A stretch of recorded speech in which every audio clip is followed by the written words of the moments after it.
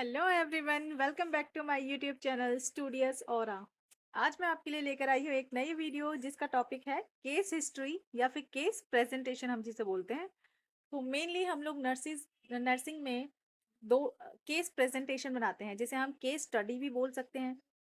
Case study ज़्यादातर हम लोग रिसर्च की जो हमारी केस स्टडी होती है ना, वहाँ हम केस स्टडी वर्ड यूज करते हैं। अदरवाइज हम लोग जो अपने प्रैक्टिकल सिनेरियो में बनाते हैं उसे हम केस प्रेजेंटेशन बोलते हैं। अब इस केस प्रेजेंटेशन में दो चीजें इंक्लूडेड होती हैं। एक तो होता है केस हिस्ट्री, जो पेशेंट की पूरी हिस्ट्री होती है केस की, वो हिस्ट्री। एंड दूसरी चीज होती है एनसीपी, मतलब नर्सिंग केयर प्लान। तो नर्सिंग केयर प्लान की तो मैं 3-4 वीडियोस ऑलरेडी अपनी चैनल पर बना चुकी हूँ, अलग अलग टाइप के नर्सिंग केयर प्लान।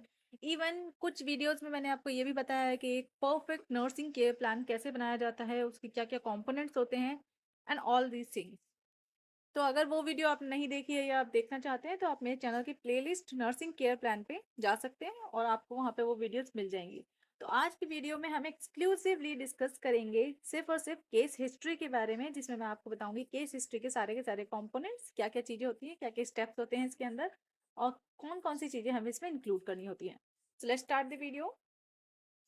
तो फर्स्ट स्टेप जो है केस हिस्ट्री का, वो होता है demographic profile of the patient. Demographic profile वो होती है जिससे हम पेशेंट को आइडेंटिफाई करते हैं। पेशेंट को क्या, हम किसी भी इंसान को आइडेंटिफाई करने के लिए कोई भी चीजें होती है, उसका नेम, एज, जेंडर, ये सारी चीजें जो होती है ना, इनसे हम आइडेंटिफाई करते हैं किसी इंसान को, उसे हम कहते हैं डेमोग्राफिक प्रोफाइल। सो डेमोग्राफिक प्रोफाइल में सबसे पहले आता है पेशेंट का नाम। पेशेंट का जो भी नाम होगा वो हम यहाँ पे लिख लेंगे। सॉरी, जो पेशेंट का नाम है वो सबसे ऊपर आता है। XYZ हम पेशेंट का नाम मान लेते हैं। अब इसके पेशेंट के फादर्स नेम या फिर स्पाउस नेम, वैसे तो हम पेशेंट्स का फादर नेम ही लिखते हैं, मेल के केस में हम फादर्स नेम ही लिखते हैं, और फीमेल के केस में अगर वो लेडी मैरिड है तो स्पाउस नेम लिखेंगे, अदरवाइज फादर्स नेम। उसके बाद पेशेंट की एज कितनी है वो लिखेंगे, देन जेंडर मेल है या फीमेल है ये लिखना है, मेल फीमेल अदर्स स्पेसिफाई करना है। देन मैरिटल स्टेटस, मैरिड है या फिर सिंगल है, डाइवोर्सी है, विडो है, ये सारी चीज़ें लिखनी है। Then hospital ID. Hospital ID एक यूनिक आईडी होती है, जो कि हर हॉस्पिटल की एक पॉलिसी होती है जिसके अकॉर्डिंगली पेशेंट्स को आईडी दी जाती है, क्योंकि इतने सारे पेशेंट्स हैं। पेशेंट्स जो है वो बाद में फॉलोअप के लिए भी आते हैं, तो उनके लिए एक आईडी, जैसे हमारा जो एक आइडेंटिटी नंबर होता है ना, ये सबका एक आधार नंबर है, पैन नंबर है, ड्राइविंग लाइसेंस जो है, ये सारी चीज़ें हमारी आईडी होती हैं। ऐसे ही जो पेशेंट हॉस्पिटल में जाता है तो उसकी हॉस्पिटल आईडी होती है। मैं अपने एक्सपीरियंस से बताऊं तो एम्स में यहाँ पर UHID होती है, यूनिक हॉस्पिटल आईडी जिसे बोलते हैं। तो इसको हम पेशेंट हॉस्पिटल आईडी बोलते हैं। देन वार्ड या बेड नंबर, जिस वार्ड में पेशेंट एडमिट है और कौन से बेड नंबर पे है, 16, 17, 18, इस तरह से, तो वो हमारा वार्ड बेड नंबर यहाँ पे आएगा। फिर डेट ऑफ एडमिशन, किस डेट पे पेशेंट को एडमिट किया गया है हॉस्पिटल में। देन नेशनलिटी वैसे इंडियन हो सकता है, अफ्रीकन हो सकता है, क्योंकि काफ़ी सारे जो टर्शरी हॉस्पिटल्स हैं वहाँ पे नेशनल इंटरनेशनल हर तरह के पेशेंट्स आते हैं, तो नेशनलिटी उनकी डिफरेंट हो सकती है, इसलिए नेशनलिटी भी यहाँ पे लिखनी होती है। देन रिलीजन क्या है पेशेंट का, वो हमें लिखना है, हिंदू, मुस्लिम, सिख, बौद्धिज्म, ये सारी चीज़ें। देन एड्रेस, प्रॉपर जो एड्रेस होता है पेशेंट का वो यहाँ पे लिखना है। उसका एजुकेशनल स्टेटस क्या है, कितना पढ़ा लिखा है, लिटरेट है, इलिटरेट है, कैसा है पेशेंट, ये सारी चीज़ें लिखनी होती हैं। एजुकेशनल डिटेल क्यों इम्पोर्टेंट है, क्योंकि अगर हम किसी पेशेंट को हेल्थ एजुकेशन देते हैं तो हेल्थ एजुकेशन के टाइम पे हमें पता होना चाहिए कि पेशेंट का जो एजुकेशन लेवल है वो क्या है, लिटरेसी लेवल क्या है, क्या वो समझ पाएगा हमारी बातों को, नहीं समझ पाएगा, हमें कितना आगे नोन, हमें unknown to sorry known to unknown जाना होता है ना, तो ताकि हमें पता लगे कि क्या चीज़ें पेशेंट की ऑलरेडी नोन है और क्या अननोन है, क्या जानने की उसे ज़रूरत है।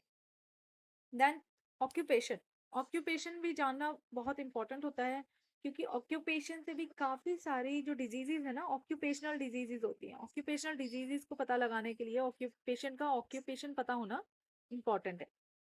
और पेशेंट का जो सोशो इकोनॉमिक स्टेटस होता है ना, वो भी ज़्यादातर ऑक्यूपेशन से पता लग जाता है। देन फैमिली इनकम कितनी है पेशेंट की, पूरी फैमिली की कितनी इनकम है, कितने लोग घर में अर्निंग करते हैं, कितनी इनकम आ रही है।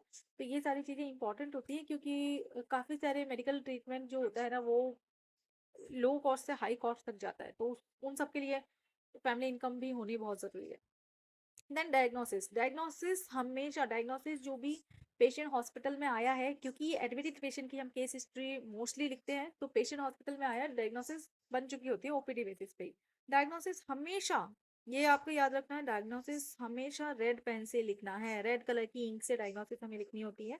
कोई भी डायग्नोसिस हो सकती है, मान लो कोई पेशेंट पैनक्रेटाइटिस के लिए एडमिट हुआ है या और भी किसी चीज के लिए, तो वो सारी डायग्नोसिस यहाँ पे हो जाएगी। उसके बाद सर्जरी, अगर कोई सर्जरी हुई है या नहीं हुई है, तो वो हमारी सर्जरी यहाँ पर लिखी जाएगी। तो ये हमारी डेमोग्राफिक प्रोफाइल कंप्लीट होती है। फिर स्टेप 2 आ जाता है। सेकंड स्टेप में हमारा आता है चीफ कंप्लेंट।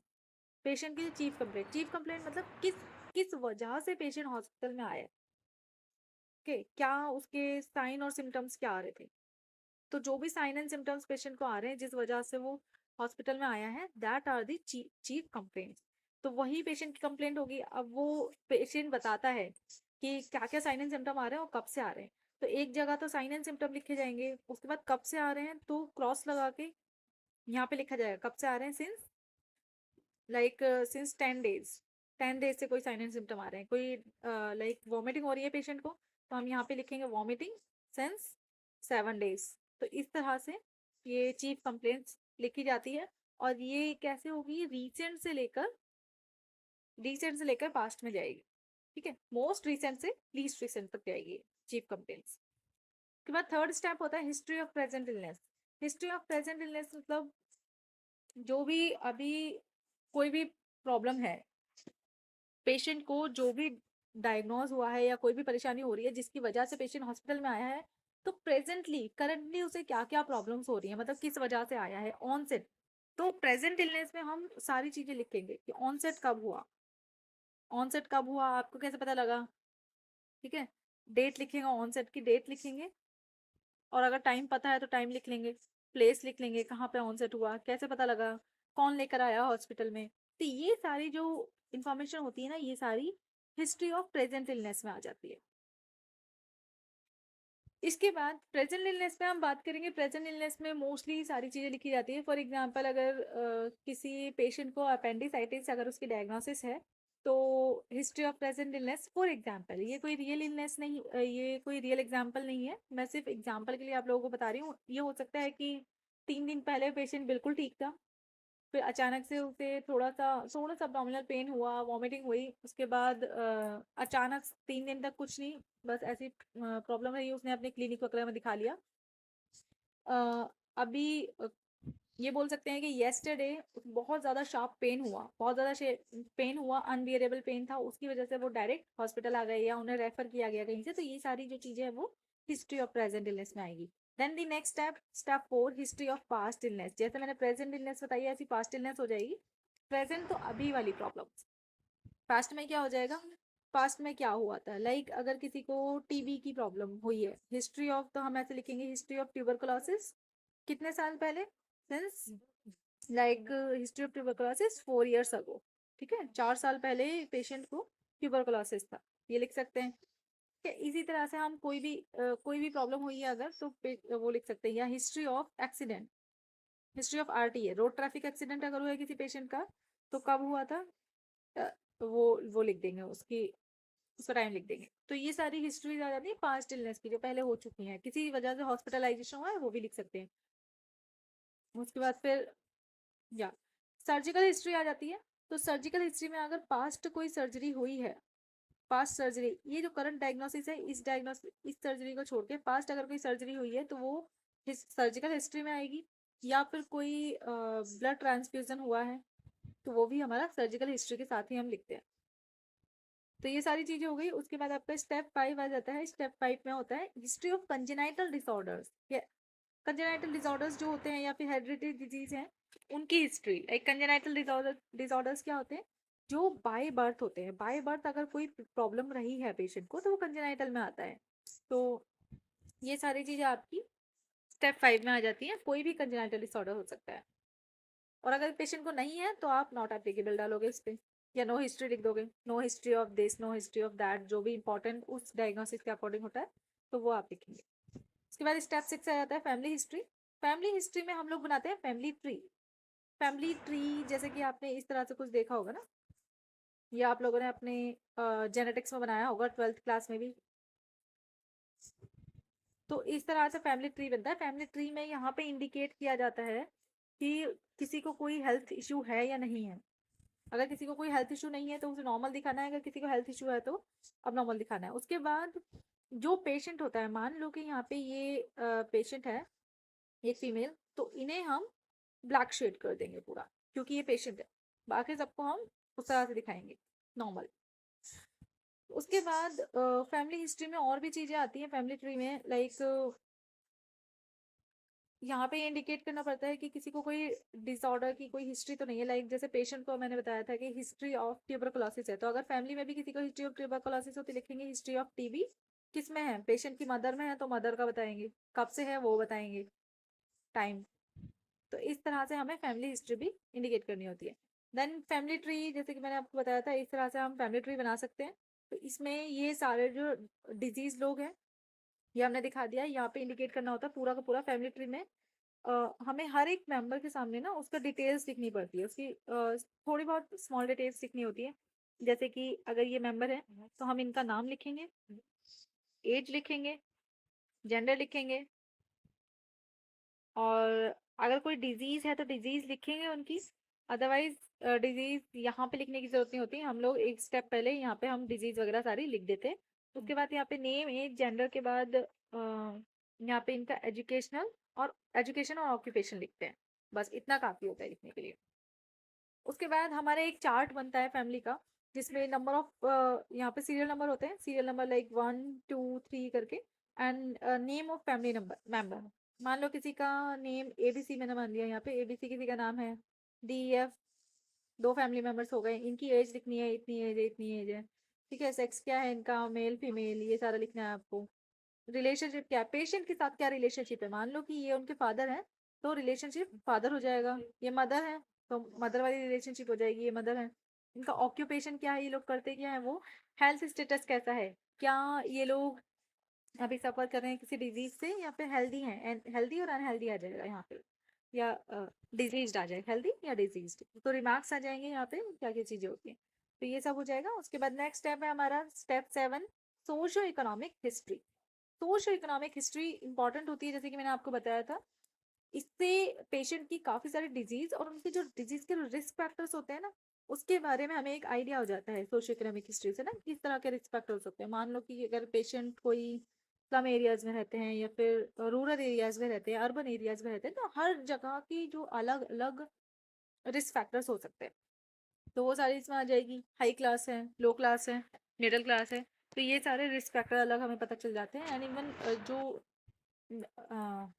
ट्रीटमेंट है ना, उसमें भी ये इफेक्टिव होता है। तो सोशो इकोनॉमिक हिस्ट्री में हमें लिखना होता है वही क्लास क्या है, मिडिल क्लास, लो क्लास, हाई क्लास वगैरह। ठीक है, हाउसिंग कैसा है, ये सारी चीजें, हाउसिंग एंड हाउसिंग सैनिटेशन, ये सॉरी, सोशो इकोनॉमिक में यहाँ पे इनकम लिखी जाएगी, क्लास, इनकम, ये सारी चीजें सोशो इकोनॉमिक हिस्ट्री में आती है। और नेबर्स के साथ कैसा रिलेशनशिप है, ये सब चीजें हमारी सोशो इकोनॉमिक हिस्ट्री में आ जाती है। नेक्स्ट ये like housing, ventilation, electricity, water supply, ये सारी चीजें सोशल इकोनॉमिक हिस्ट्री में आ जाएगी। तो ये हाउसिंग में आ रही है, यहाँ आ रही है सारी चीजें। और बाकी एक नेबर रिलेशनशिप, नेबर्स के साथ कैसा रिलेशन है, एंड क्लास क्या है, तो वो सारी चीजें सोशल इकोनॉमिक हिस्ट्री में आ जाएंगी। एंड आपको यहाँ पर भी इनकम लिखनी होती है, फैमिली इनकम लिखनी है और पेशेंट की भी इनकम लिखनी है, पेशेंट का ऑक्यूपेशनल इनकम लिखनी होती है यहाँ पे। देन नेक्स्ट स्टेप है आपका स्टेप 8, पर्सनल हिस्ट्री और लाइफस्टाइल हिस्ट्री। सारी हिस्ट्री तो हो गई है, आप पर्सनल हिस्ट्री और लाइफस्टाइल हिस्ट्री लिखनी होती है। पेशेंट की पर्सनल हिस्ट्री क्या है, कि उनका लाइफस्टाइल कैसा है, ये सारी चीजें लिखनी है। इसमें क्या क्या आता है हमारा, पर्सनल हाइजीन आती है, अलर्ट, पर्सनल हाइजीन, हाइजीनिक है पेशेंट या नहीं है, डेली बात लेते हैं या नहीं, ये सारी चीजें, ओरल हाइजीन वगैरह सब कुछ देखना होता है। देन एलर्जिक हिस्ट्री लिखनी है, एलर्जी किसी मेडिकेशन से या किसी फूड प्रोडक्ट से कोई एलर्जी तो नहीं है, मेडिकेशन या फूड प्रोडक्ट से कोई एलर्जी, ये सारी चीजें लिखनी है।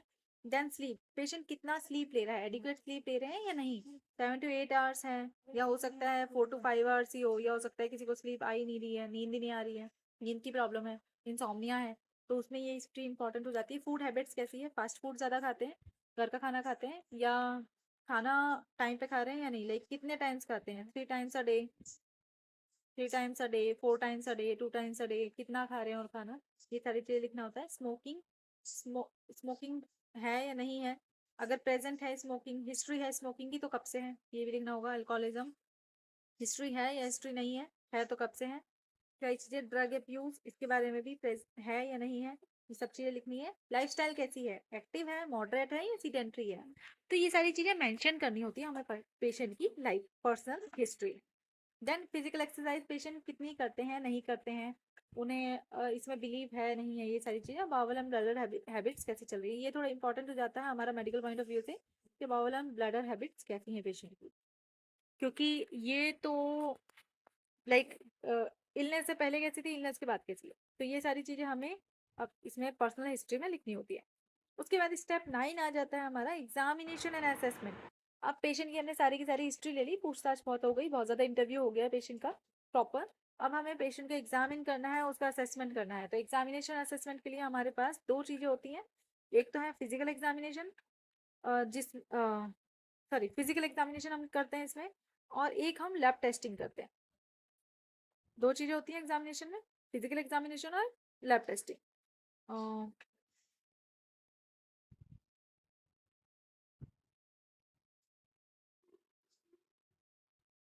ठीक है, तो फिजिकल एग्जामिनेशन में भी दो चीजें आती हैं यहाँ पे, एक वाइटल साइंस है, एक हेड टू टू असेसमेंट हमें करना होता है। तो सबसे पहले वाइटल साइंस में क्या आता है, वही जिसे आप लोग बोलते हैं TPR, डेली नर्सेज का जो काम होता है, मॉर्निंग इवनिंग नाइट शिफ्ट, हर शिफ्ट में TPR तो लेना ही होता है। Vital assessment is the vital work of the nursing officers, तो ये एक बहुत ही वाइटल काम है।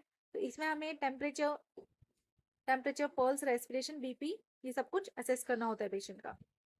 तो ये सारी चीजें आ जाएंगी हमारा वाइटल साइंस में। ये असेस करने के बाद हमें करना है head to toe examination. Head to toe examination में सिर से पांव तक एग्जामिनेशन करनी है। तो इसमें हेड टू टू एग्जामिनेशन अपने आप में ही बहुत वास्ट टॉपिक है, तो इसमें मैं आपके साथ डिस्कस करूंगी किसी और वीडियो में, नेक्स्ट वीडियो में इसके लिए बना दूंगी इस टॉपिक के लिए बहुत ही डिटेल में। अभी हम थोड़ा ब्रीफ में देख लेते हैं कि हेड टू टू एग्जामिनेशन में हम यहाँ पर क्या करेंगे, क्योंकि जो केस स्टडी होती है ना, किसी किसी में तो बहुत ज्यादा ब्रीफ में लिखना होता है और किसी किसी में बहुत डिटेल में भी लिखना होता है, तो मोस्टली हम लोग डिटेल में प्रेफर करते हैं। यहाँ पे सबसे पहले जनरल अपीयरेंस देखनी है पेशेंट की, कैसी है, कैसा दिख रहा है, लुक वाइज कैसा है, लाइक हाइजीनिक दिख रहा है नहीं दिख रहा है, ये सारी चीजें। किस तरह से चल रहा है, गेट कैसा है पेशेंट का, eyes, year, skin, head, nails, hairs कैसे हैं, हेयर की कंडीशन कैसी है, कोई पेडिकुलोसिस वगैरह जुएं तो नहीं है बालों में, आईज कैसी हैं, कंजक्टाइवस, कंजक्टाइवा देखना है, ईयर देखना है, ईयर से कोई सिक्रीशन तो नहीं आ रहे हैं, स्किन कैसी है, ड्राई है, वेट है, इस तरह से स्किन टर्गर देखना होता है। हेड एंड नेक को हमें देखना है पूरा प्रॉपर, चेस्ट को देखना है, चेस्ट में हम सिमेट्री वगैरह देखते हैं, सिमेट्री देखते हैं। इसमें हम लंग साउंड्स के लिए भी देख सकते हैं, लंग साउंड असेस कर सकते हैं। कोई RTA का अगर केस है, कोई रोड ट्रैफिक एक्सीडेंट का अगर कोई केस है, तो उसमें हम चेस्ट में क्रेपिटेस भी देखते हैं। देन एब्डोमेन, एब्डोमेन को हमें देखना है, इसमें भी सारे जो असेसमेंट है ना, सारी टेक्निक्स हमें लगाने के बाद एब्डोमेन, एब्डोमेन को भी असेस करना है, एक्सट्रीमिटीज मतलब हाथ और पैरों को भी असेस करना है, बैक को, ट्यूब्स एंड ड्रेन, अगर पेशेंट को कोई ट्यूब या ड्रेन लगी हुई है तो उन्हें भी प्रॉपरली असेस करना है, कोई लीकेज तो नहीं है, कितना अमाउंट, पहले तो हमें देखना है कोई लीकेज तो नहीं है, सिक्योर्ड है या नहीं है जो ट्यूब से ड्रेन है, कितना अमाउंट ऑफ ड्रेनेज आ रहा है, अमाउंट ऑफ ड्रेन, ये भी देखना होता है। अमाउंट ऑफ ड्रेन देखना है, कलर ऑफ ड्रेन देखना है कैसा है। देन जॉइंट्स की मोबिलिटी देखनी है, मोबिलिटी ठीक है या नहीं है, लाइक अगर मोबिलिटी जॉइंट्स की अच्छी नहीं है तो रेंज ऑफ मोशन एक्सरसाइज करवानी होती है पेशेंट्स को। तो ये सारी चीजें हमें अपना हेड टू टू एग्जामिनेशन में लेना होता है। उसके बाद स्टेप नंबर 10 आ जाता है यहाँ पर इन्वेस्टिगेशंस का, लैब इन्वेस्टिगेशंस का। यहाँ पे जो हम इन्वेस्टिगेशंस की बात कर रहे हैं, यह हमारी लैब इन्वेस्टिगेशंस है। तो लैब इन्वेस्टिगेशंस में हम बहुत सारी चीजें करवाते हैं, लाइक सबसे पहले तो ब्लड टेस्टिंग ही होती है। जो भी कोई पेशेंट आता है उसके हम ब्लड टेस्ट करवाएंगे सारे, जो भी एसेंशियल ब्लड टेस्ट है, जैसे कि CBC, LFT, KFT, ये तो थोड़े कॉमन टेस्ट होते हैं, ये सारी चीज़ें करवानी होती है। ये सारा अगर कोई इन्फेक्शन का पेशेंट तो ये सारा करवाएंगे। उसके बाद अगर कोई एक्सीडेंट का केस आ गया है या फिर कोई बहुत ज़्यादा ब्लड लॉस का केस है, तो उसकी हमें ब्लड ग्रुपिंग और ब्लड मैचिंग भी करवानी होती है, ब्लड ग्रुपिंग वगैरह करानी होती है।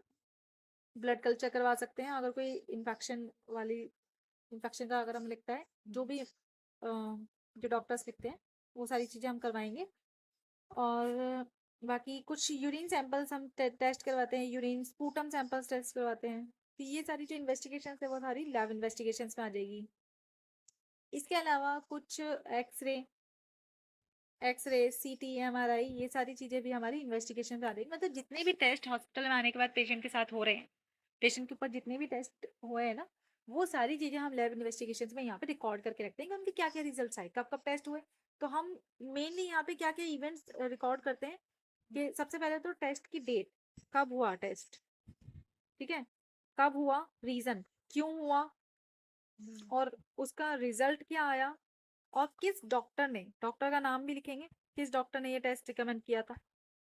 तो ये सारी चीजें हमें लिखना होता है, और कोई इम्प्रूवमेंट है या नहीं है। देन इन सब चीजों के लिए ये चार्ट होता है हमारे पास। इस चार्ट में हमें ये लिखना है सीरियल नंबर, कितने टेस्ट हो रहे हैं, कौन सी इन्वेस्टिगेशन हुई है। मान लो कि जैसे मैंने अभी कहा था सीबीसी हुआ है, सीबीसी में पेशेंट की क्या क्या वैल्यूज आ रही हैं, एचबी की क्या वैल्यू है, हिमेटोक्रिट की क्या वैल्यू है, एचसीवी की क्या वैल्यू है। ये सारी चीजें हमें यहाँ पे डिटेल्स लिखनी होती है। इनकी नॉर्मल वैल्यूज क्या होती हैं वो लिखना पड़ेगा ताकि हम कंपेयर कर सकें। उसके बाद रिमार्क्स कि कैसा है, लाइक ये नॉर्मल है या फिर अब नॉर्मल है, अब नॉर्मल है तो कैसा है, एलिवेटेड है या डिक्रीज है। ये सारी चीजें हमें रिमार्क्स में यहाँ पे लिखना होता है। तो ये सारी चीजें आ जाएंगी। उसके बाद नेक्स्ट जो हमारे स्टेप होता है, स्टेप नंबर 11, वो हमारा होता है ट्रीटमेंट और मेडिकेशन। अब डॉक्टर, ये सारी चीजें हो गई, हमने हिस्ट्री ले ली, पेशेंट से पूछ लिया, उसका एग्जामिनेशन कर लिया, उसकी लैब एग्जामिनेशन, लैब डिटेल्स ले ली सारी। उसके बाद ट्रीटमेंट और मेडिकेशन, जो भी डॉक्टर्स जो मेडिकेशन लिखते हैं वो सारी चीजें हम यहाँ पे इसमें आ जाता है, कौन कौन सा ट्रीटमेंट पेशेंट को मिल रहा है। तो इसमें हम सारी चीजें लिखते हैं। कोई भी मेडिकेशन अगर मिल रही है, कोई टैबलेट फॉर्म मिल रही है, तो टैब, जो भी टैब मिल रही है, XYZ, वो लिखेंगे। उसका डोज लिखेंगे कितना है, डोज लिखने के बाद उसका रूट लिखेंगे। ये सारी चीजें हमें लिखनी होती है और लास्ट में साइन भी करने होते हैं। तो ये सारी जो भी हम नर्सेस चार्ट प्रिपेयर करते हैं ना, उसके अकॉर्डिंग हमें सारी ट्रीटमेंट मेडिकेशन केस स्टडी में भी लिखनी होती है, क्योंकि हम पूरी की पूरी केस स्टडी कर रहे हैं तो हमें पता होना चाहिए ना पेशेंट का ट्रीटमेंट क्या क्या चल रहा है, तो कोई रिएक्शन तो नहीं हो रहा उस चीज से, या कितना इंप्रूवमेंट हो रहा है। तो ये सारी चीजें हमें लिखनी होती है। इवन यहाँ पे डेट भी लिखनी होती है, जो भी ट्रीटमेंट जब भी मिल रहा है ना उसका डेट लिखना होता है, डेट और टाइम दोनों चीजें लिखनी होती है कि किस टाइम पे मिल रहा है। तो इसके लिए भी एक चार्ट होता है हमारे पास, यही serial number, name of drug, कौन सी ड्रग मिल रही है, कितना डोज है, कितना किस रूट से दे रहे हैं, हम ओरल रूट से दे रहे हैं, आईवी से दे रहे हैं, आईएम से दे रहे हैं, कैसे दे रहे हैं, कितना डोज दे रहे हैं, उसमें कितने एमजी माइक्रोग्राम कितना दे रहे हैं, फ्रीक्वेंसी कितनी है, फ्रीक्वेंसी लाइक आपने देखा होगा ना, ओडी, बीडी, टीडीएस, ये सारी चीजें, या Q4 आरली समथिंग ऐसा कुछ करके। तो OD like once a day मिल रहा है, ट्वाइस अ डे मिल रहा है, थ्राइस अ डे मिल रहा है, या इतने इतने घंटे बाद मिल रहा है। तो ये सारी चीजें हमें फ्रीक्वेंसी यहाँ पे लिखनी है। एक्शन क्या, एक्शन मतलब दे दी मेडिकेशन गिवन है या नॉट गिवन, ये सारी चीजें। तो ये सब हमें यहाँ पे नोट करके रखना होता है। Next, okay, so this is all about your case history. Thanks for watching the entire video. Please share and recommend this channel to your friends to help them also. And अगर आपको ये video थोड़ी सी भी informative लगी हो ना, तो please मेरे चैनल को सब्सक्राइब जरूर करें। और अगर आपको और कोई सी वीडियो देखनी हो, लाइक एनसीटी या कुछ और, या आपके केस हिस्ट्री से आगे का डिटेल्ड फिजिकल एग्जामिनेशन की वजह से मैं नई वीडियो बनाऊंगी। बट अगर आपको कोई भी अच्छा टॉपिक लगता है जिस जो आप सजेस्ट करना चाहते हैं एक वीडियो के लिए, तो आप कमेंट बॉक्स में वो लिख सकते हैं। Thanks again.